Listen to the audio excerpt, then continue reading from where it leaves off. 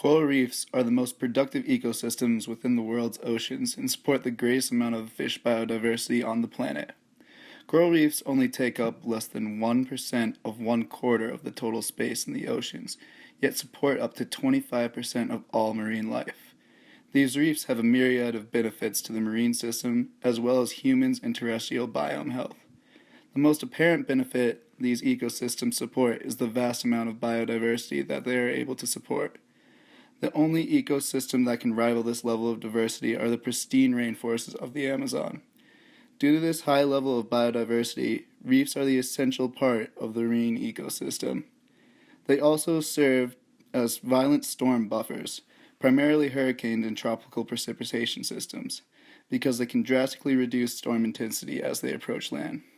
The beauty of these ecosystems has created a huge economic boost of the countries that they encompass through ecotourism, which stimulates growth. However, the future of these vital ecosystems is now under threat. Coral reefs are currently being destroyed at an unprecedented rate and are compromising the healthiness of the entire marine ecosystem. The forcing that is leading to this destruction is anthropogenic in nature. The global warming attributed to anthropogenic release of greenhouse gases has increased the temperature of the world's oceans. Coral reefs have a symbiotic relationship with algae called zooxanthellae, which produce nutrients that the coral need to maintain and grow their extensive structures. These organisms are highly susceptible to temperature alterations and have been observed to die out in mass numbers during temperature anomalies. When these organisms are unable to survive, the corals begin to die out and bleach out, with only their white exoskeletons remaining. Scientists have correlated the extraordinary high bleaching events in 1998, which killed off as much as 16% of the ocean's reefs, to an El Niño, which leads to abnormally high ocean temperatures. As a general trend in ocean temperatures is expected to continue, the reefs are highly susceptible to another massive collapse.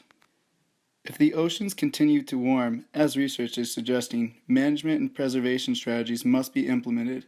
Scientists are coming up with ideas to encourage growth of reefs with current reef locations, as well as to make the reefs more resilient to temperature anomalies.